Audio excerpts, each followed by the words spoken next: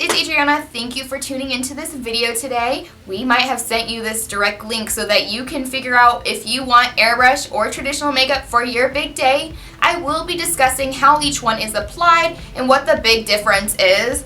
Right now, I have half of my face done in traditional and half of it done in airbrush. So stay tuned and take a best guess of which side is which, and we'll see you in a second.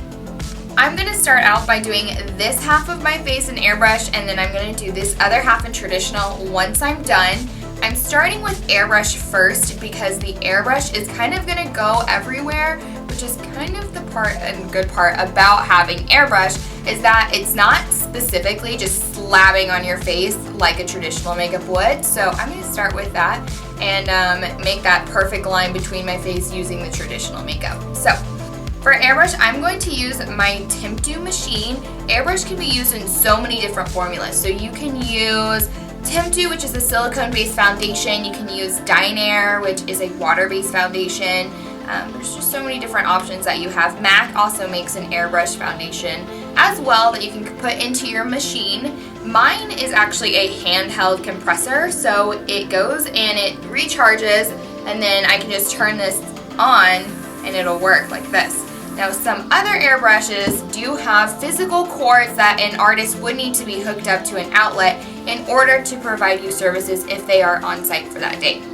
I'm often asked how we are going to do airbrush and conceal underneath your eyes in terms of any blueness that might be happening, but really there is no airbrush concealer. So we're just going to conceal my face and how we would do it in the traditional makeup. So this will be the exact same process on the airbrush side of my face as the traditional side of my face. I do have a little bit of blueness under my eye, so I'm going to keep this color correction right in here. I don't want to go overboard with this because airbrush is such a light base compared to your traditional makeup.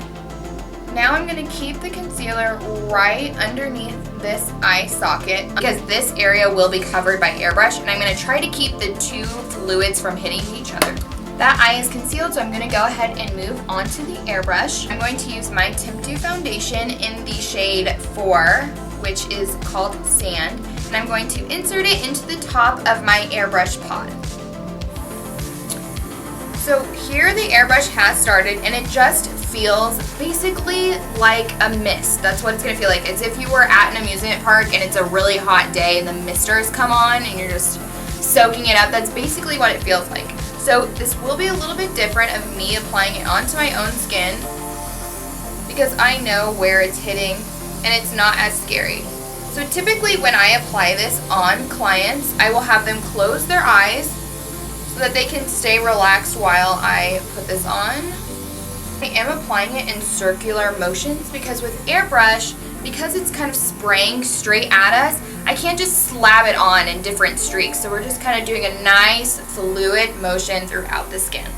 The airbrush is now complete on this half of my skin. I'm just going to extend it down my neck a little bit. It does feel very, very, very light on my skin, so it's not heavy at all. And I really love the airbrush because it doesn't sink into any of my fine lines or my wrinkles because I do get them right here in my laugh lines, and I'll get them up top as well. So this kind of just sinks into my pores and it doesn't create the just ability to crack on your skin, I guess. So I'm going to extend this a little bit down.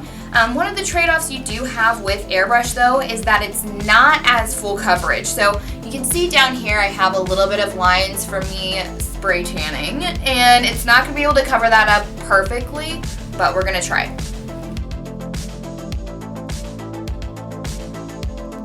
I am of course spraying the back of my neck, which I will do with any foundation just to kind of blend it in everywhere.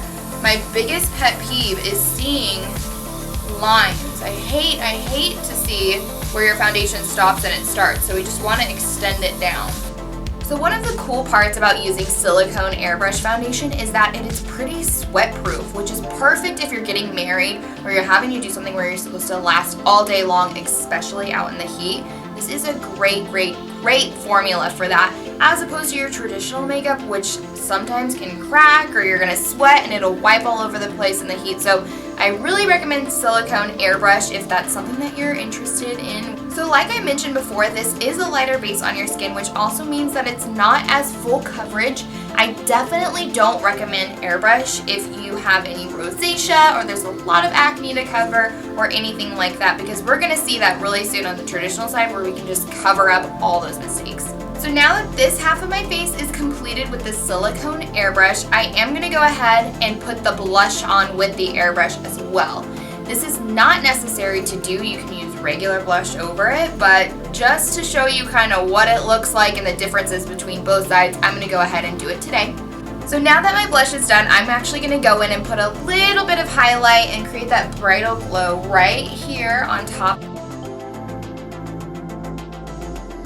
Now my face is fully completed in terms of foundation, blush, and highlight, all with the airbrush. We are going to go ahead and move on to the traditional side on this half of the face. This side of my face will be a little bit heavier, so I'm going to go ahead and extend my concealer down and do it like I typically would conceal and highlight in a traditional makeup application. I'm going to go ahead and mix both of these NARS foundation shades, which is Light 3 and Medium 2, to create my perfect shade, and I'm going to apply it on this part of my face.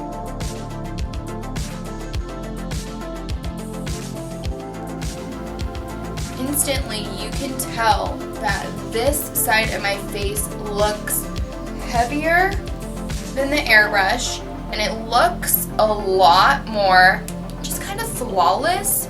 But the only downside is that it doesn't really last as long. It's gonna definitely take a lot more touching up to keep up with this side, but this side is a lot more, I guess, blanked out. It looks just like a perfect canvas. I like to always compare that this side is more of your Kim Kardashian looking face. It's a lot heavier and it's a lot more doll-like. Because the traditional makeup does like to move a lot more, I'm going to go in and set this with a loose powder all over this side of my face, just so hopefully it stays in place a little bit more. Also, can we take a second to appreciate this amazing hairstyle I have going on? Because this thing's not cute. For the traditional makeup, we're just using a regular powder brush on our cheeks. So like I mentioned before, I truly do love both of them. I love airbrush and I do love the traditional as well. It just depends what kind of occasion I'm going for. Now I'm going in with the regular highlighter. It is a powder as well, and just highlighting on top. Both sides of my face are now complete with the airbrush versus the traditional. I went ahead and finished the rest of my face just so that you can have more of an idea of what it might look like. Go ahead and leave a comment right down below to let me know, do you like the traditional more or do you like the airbrush more? Also, if you enjoyed this video, please go ahead and give us a thumbs up just so that we know that we are being informational and helpful to you. And subscribe to my channel right down below. And we do have Instagram, Facebook, and Snapchat. Also do have a College Station location, which is opening up August 1st. So that wraps up our video today. I hope to see you next time. Bye!